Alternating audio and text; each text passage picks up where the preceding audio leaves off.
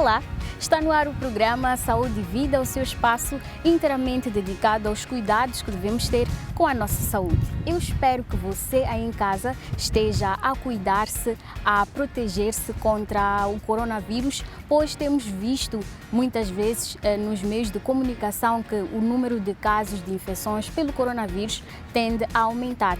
Então devemos redobrar os nossos cuidados, a nossa atenção e ficar vigilantes para protegermos principalmente a nossa família e os nossos familiares que fazem parte do grupo de risco.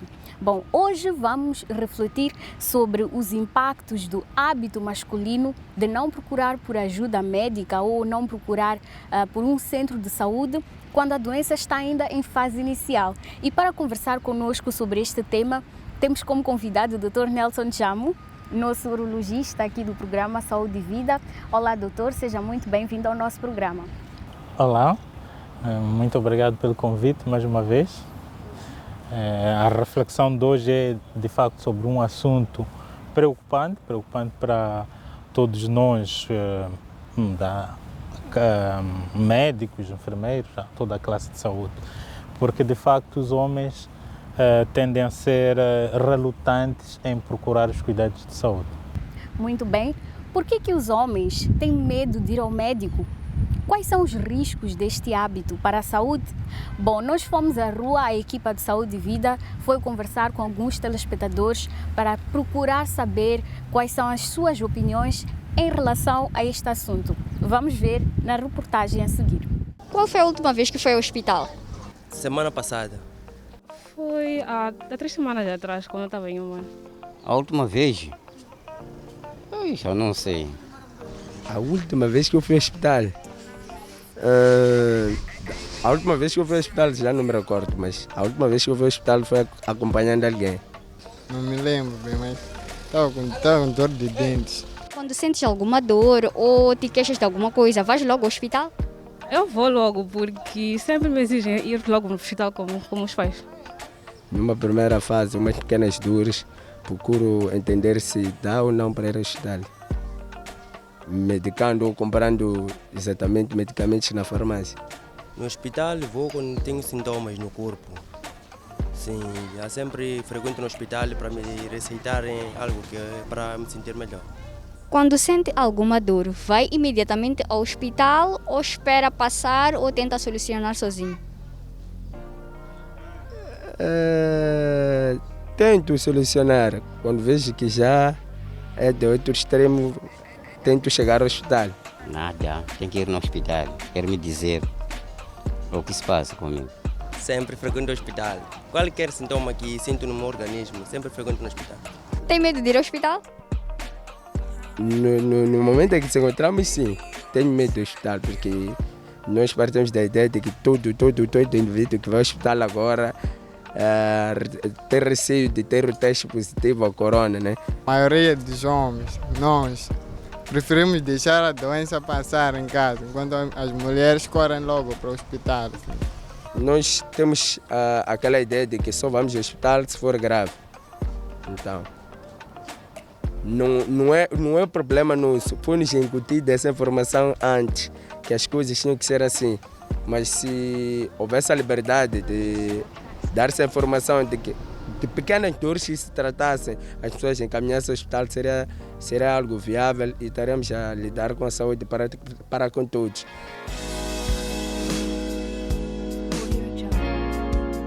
Bom, para trás este espaço em que alguns telespectadores participaram, deixando as suas opiniões sobre este assunto. O Dr. Nelson Chamo é evidenciado através de vários estudos que os homens têm uma tendência a não procurar um médico muito mais grande em relação às mulheres, porque mulher, qualquer dor de cabeça, qualquer queixa, qualquer sintoma, corre e vai a uma unidade sanitária e procura saber logo do que é que se trata. Mas o mesmo não acontece com os homens. Quais são os riscos e quais são os impactos deste hábito para a saúde do homem?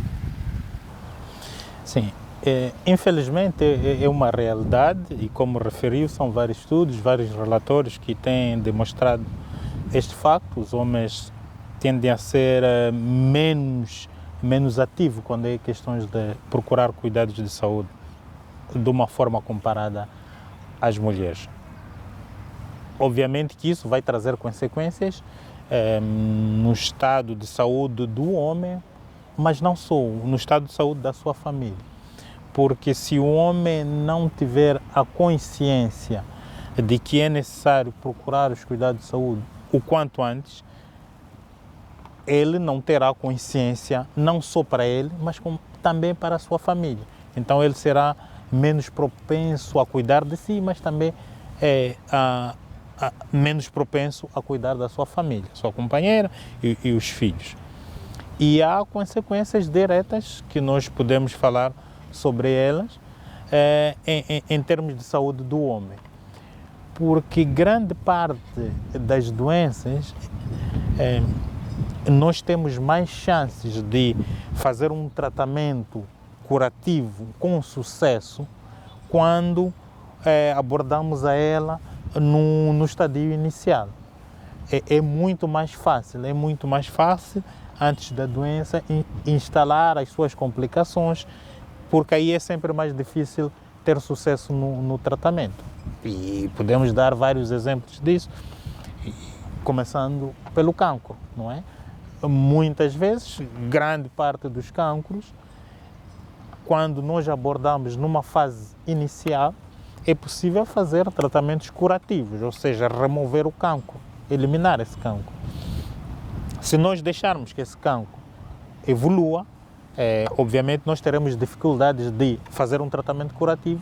Muitas vezes podemos até ter que optar em tratamentos, digamos, paliativos, no sentido de apenas melhorar a qualidade de vida desse paciente. Portanto, há um impacto direto na vida do homem.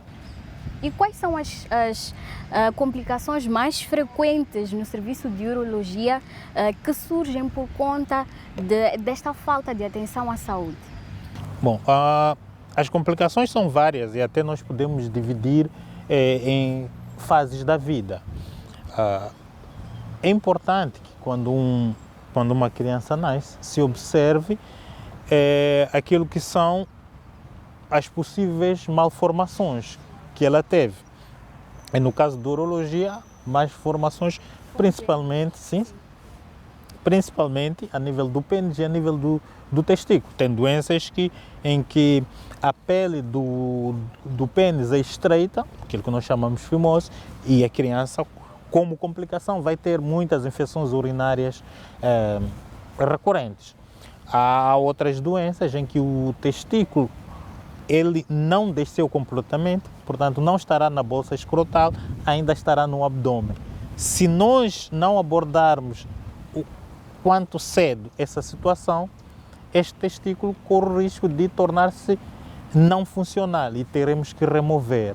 Se nós abordarmos de uma forma precoce, poderemos ir puxar o testículo que está na cavidade abdominal para o local certo. Numa fase da idade um pouco mais avançada, na puberdade, na juventude, posso lhe dar o exemplo relativo ao cancro do pênis, que é cancro causado por um vírus, o mesmo vírus que causa o cancro do colo do útero.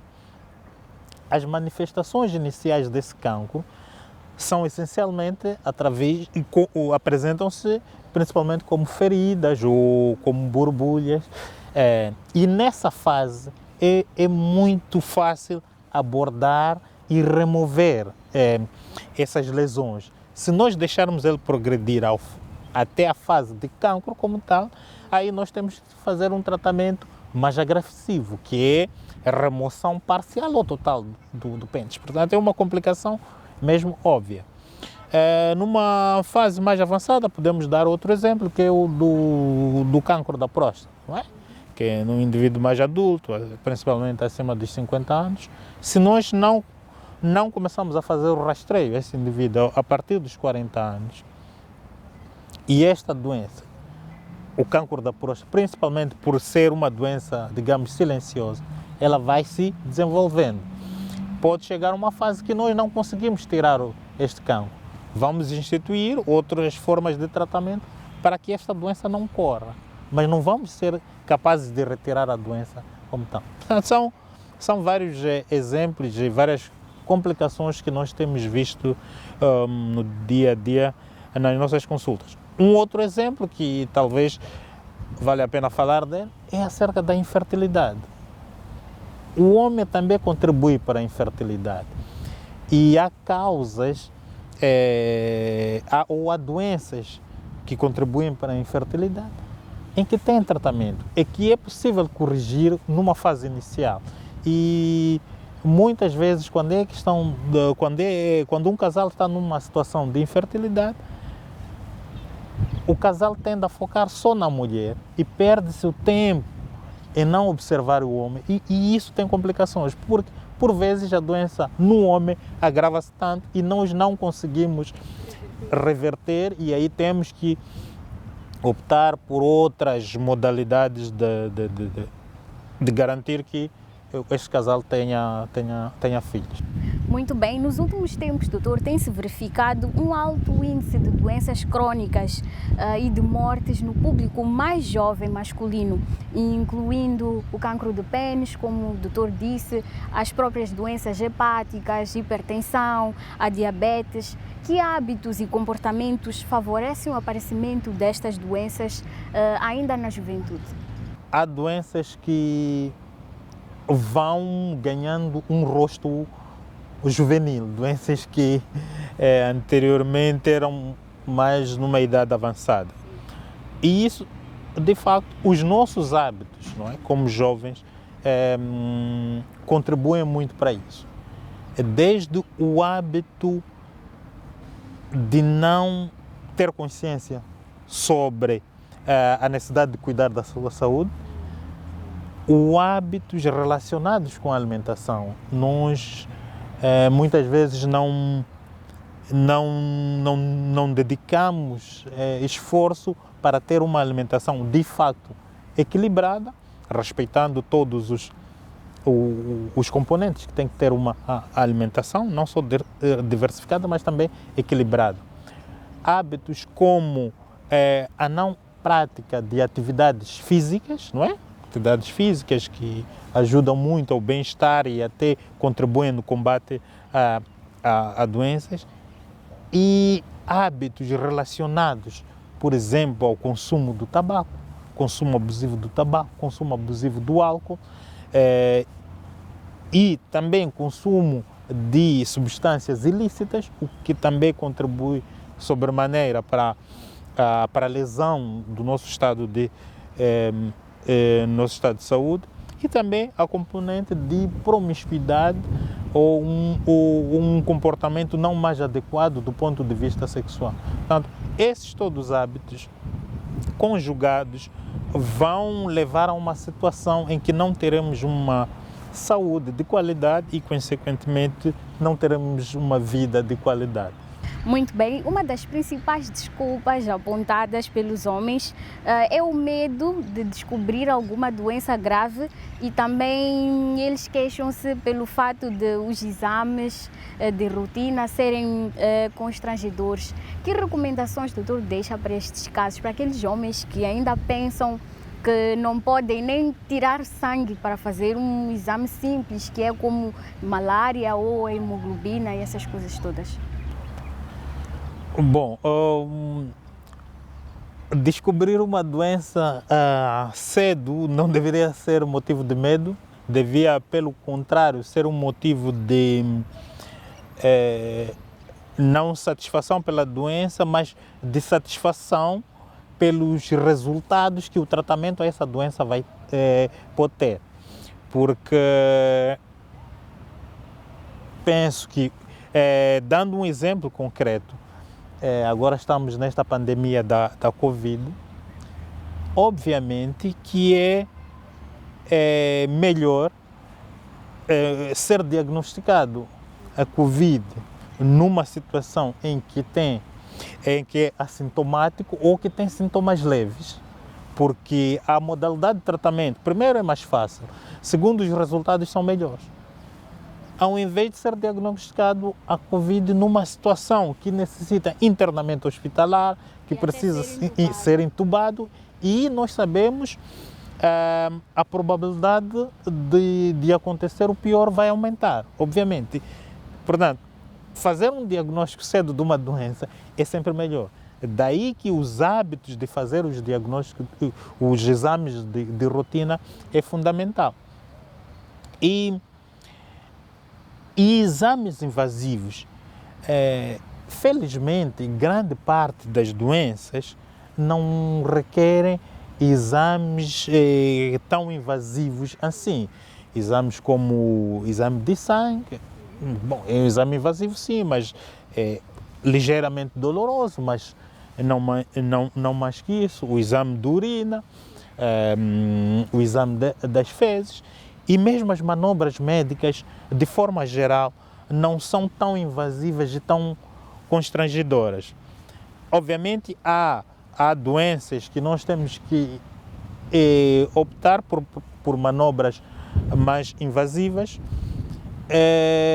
mas é sempre importante fazer o risco-benefício, não é? Fazer um balanço. Ser submetido a uma manobra ligeiramente invasiva e com isso garantir o seu estado de saúde é muito bom.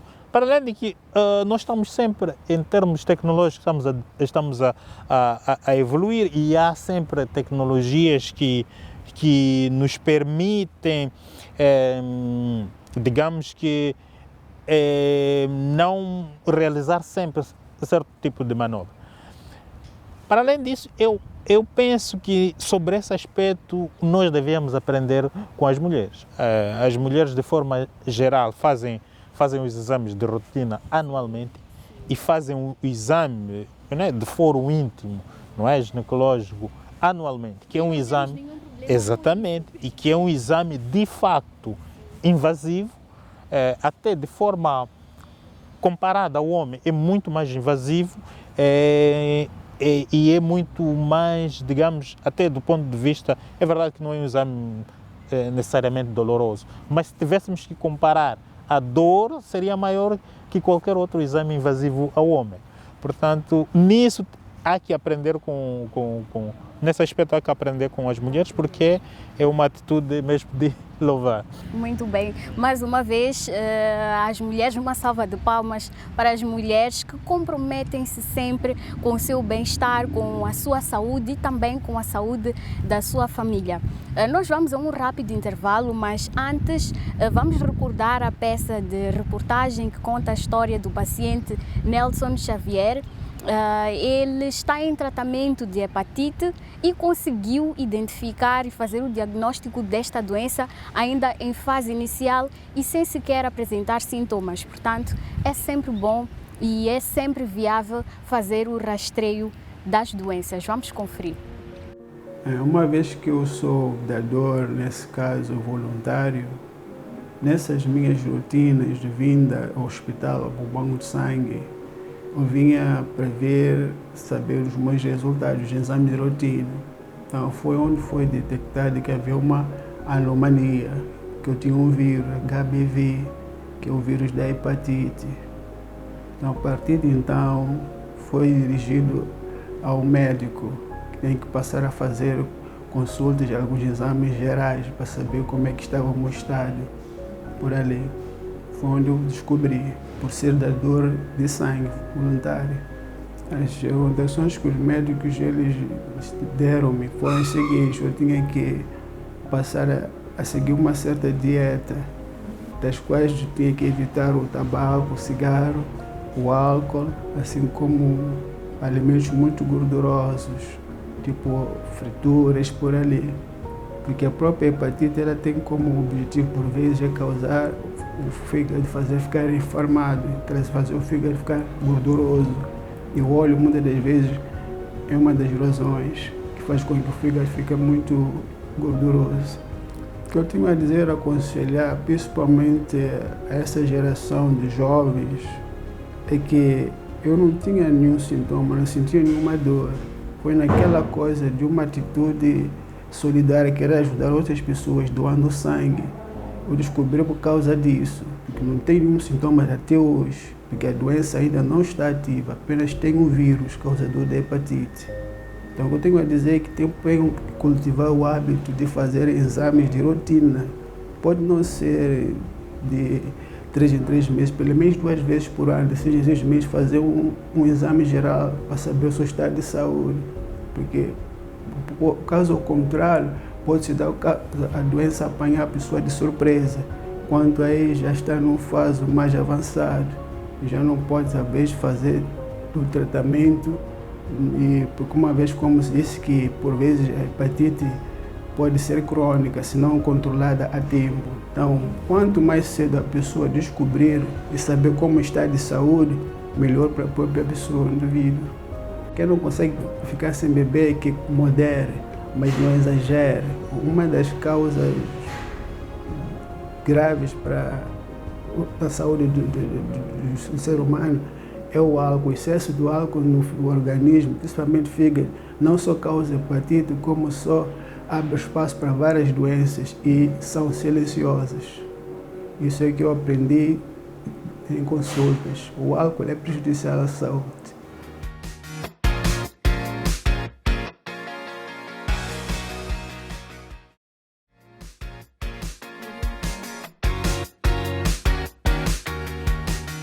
Bem-vindo de volta ao programa Saúde e Vida. Para você que só agora ligou o seu receptor, hoje estamos a refletir sobre os impactos do hábito masculino de não procurar por ajuda médica quando tem algum sintoma ou até mesmo alguma doença. E porque a maioria das doenças, quando detectadas ainda em fase inicial, traz a maior probabilidade de cura, o programa Saúde e Vida, em parceria ou em colaboração com a Iniciativa de Saúde Masculina, vai trazer semanalmente, durante as edições do programa Saúde e Vida, algumas dicas, algumas recomendações sobre como é que os homens devem cuidar da sua saúde. E eu quero pedir ao Dr. Chamo para que o Dr. Chamo chame esta primeira peça em primeira mão que vamos estrear hoje no programa Saúde e Vida.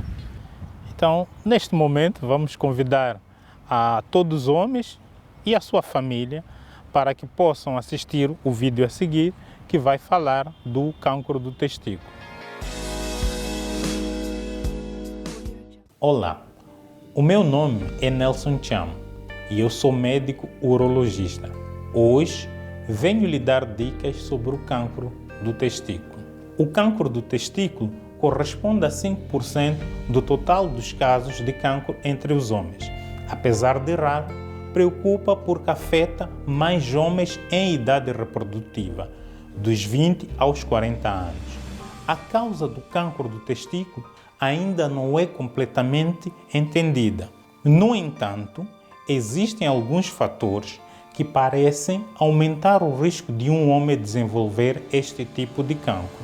Os principais fatores de risco são ter um testículo que não desceu, ter um membro da família com cancro do testículo, já ter tido cancro no outro testículo e ter uma idade entre 20 e 40 anos. Geralmente, o cancro do testículo desenvolve-se sem apresentar sintomas e, por isso, pode ser difícil de identificar. No entanto, os sintomas mais comuns incluem presença de nódulos duros e indolores no testículo, aumento do tamanho e do peso do testículo, aumento das mamas ou sensibilidade na região, um testículo mais duro que o outro, dor no testículo ao palpá-lo ou dor no testículo após o contacto íntimo. É facilmente curado quando detectado precocemente e apresenta baixos níveis de mortalidade. Quando não tratado, pode levar à disfunção sexual, à infertilidade masculina, até mesmo à morte. Aprenda a fazer o autoexame testicular e se previna do cancro do testículo. Onde fazer o autoexame? Faça na casa de banho, em frente ao espelho, antes do banho. Observe se há alterações na pele do saco escrotal ou se há diferenças no tamanho dos testículos. Palpe os testículos com os dedos polegar, indicador e médio. Procure por pontos dolorosos ou nódulos. Caso note alguma alteração, procure por um médico. Faça o autoexame do testículo uma vez por mês. Seja consciente e salve sua vida. Bom, conferimos então este vídeo do nosso espaço de saúde masculina. Dr. Nelson, já agora queremos agradecer pela sua disponibilidade em colaborar com Saúde e Vida. Afinal de contas, o nosso objetivo é trazer informações para os nossos telespectadores de modo a melhorar a qualidade de vida.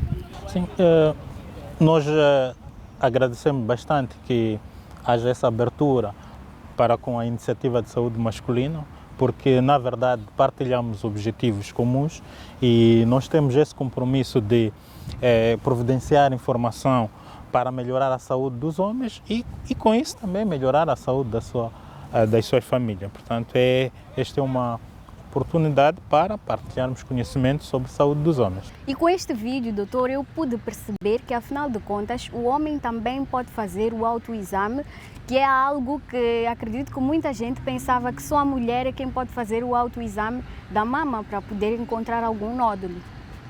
Não, na verdade, sim. O homem também pode fazer o autoexame e para questões do cancro do testículo, o autoexame, a palpação testicular é importante. Aliás, não é só para o cancro do testículo, há outras doenças envolvendo o testículo que com essas manobras é possível suspeitar e com isso ir o mais cedo possível procurar a ajuda médica. E fazendo este exame de uma forma rotineira, nós aconselhamos a fazer mensalmente e é sempre mais fácil fazer durante a altura em que vai tomar o banho e em frente ao espelho, não é? Que é observar a bolsa escrotal que tem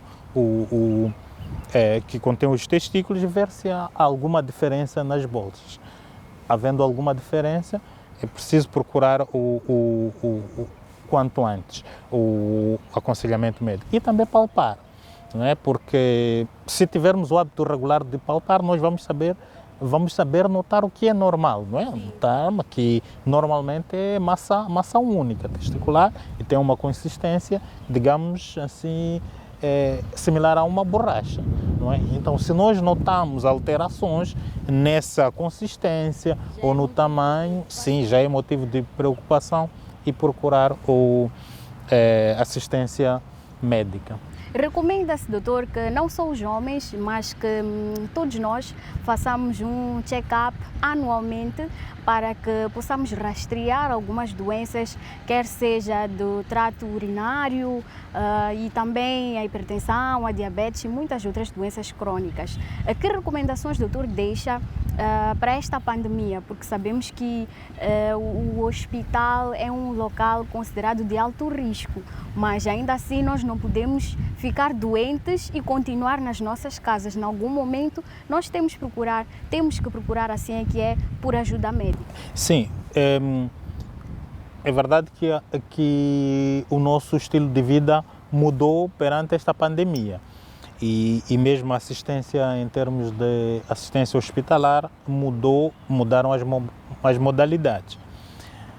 Mas se nós notarmos, os hospitais, os centros de saúde estão se organizando melhor, respeitando mais as medidas de prevenção, mas sem com isso fazer com que a assistência aos pacientes seja comprometida. Nós devemos continuar a ter os nossos hábitos de observação médica de rotina. Obviamente devemos ser mais flexíveis em termos de marcação, em termos de período que nós planificamos isso, devemos ser mais flexíveis para as questões de rotina. Por exemplo, se eu quero fazer questões de rotina, se neste momento não há condições, podemos aceitar que eu faça daqui a 3 meses. Portanto, é aceitável para questões de rotina. Mas nenhuma queixa ou sinal de doença deve-se esperar, até porque os hospitais estão organizados para isso, seja através do serviço de urgência, como nas consultas, que de forma geral todas aquelas doenças que são crônicas estão a ser observadas. Portanto, temos que ser flexíveis sim, temos de aceitar essa nova modalidade em termos de estilo de vida, este novo normal, mas isso não quer dizer baixar a guarda em termos de cuidar da nossa saúde. E quais são os principais exames de rotina que qualquer homem deve fazer? Bom, obviamente que isso vai variar com a idade, mas de forma geral, que é comum para todos, é aquela observação médica, que é aquela conversa, não é? E depois os exames que basicamente são feitos de forma geral, não estratificando pelas faixas etárias, são exame de sangue, exame de urina, exame das fezes, que estes exames, principalmente o exame de sangue, vai avaliar vários órgãos do nosso corpo. Obviamente, dependendo da idade, há outros exames que são importantes, por exemplo, os exames cardiovasculares, como o ECG, o raio-x tórax, prova de esforço. Esses também são alguns exames que, eventualmente, e dependendo da faixa etária, serão feitos. E, obviamente, a partir de uma certa idade, especificamente para os homens, temos a questão do cancro da próstata, que aí tem que se fazer a avaliação anual do cancro da próstata. Muito bem, Dr. Chamo, infelizmente são instantes finais desta edição do programa Saúde e Vida. A conversa está super interessante, deu para aprender muito sobre os cuidados que todo homem deve ter com a sua saúde e gostava que, em jeito de últimas considerações, deixasse as últimas recomendações para todos que estão a acompanhar o Saúde e Vida neste momento. Bom, a nossa última recomendação é exatamente reforçar esse compromisso que os homens devem ter com os cuidados de saúde. Cuidar da sua saúde e cuidar da saúde da sua família, da sua parceira e dos seus filhos. Isso é responsabilidade. Todo homem tem que ser responsável por isso. Cuidar de si e cuidar da sua família. Obviamente, pelo momento em que nos encontramos, a questão ou as medidas de prevenção relativamente ao Covid-19 são bastante importantes. Todas as medidas devem ser rigorosamente respeitadas e os homens têm que prestar mais atenção a isso, obedecendo eles mesmos essas medidas e garantindo que a sua família também obedece essas medidas. Muito bem, muito obrigada, Dr. Nelson, e até breve. Até breve. Muito obrigado. Por hoje é tudo. Já sabe que pode continuar em contato conosco através das redes sociais. Nós estamos no Facebook, no YouTube e também no nosso grupo do WhatsApp. Já sabe, cuide sempre, sempre, sempre da sua saúde e até a próxima.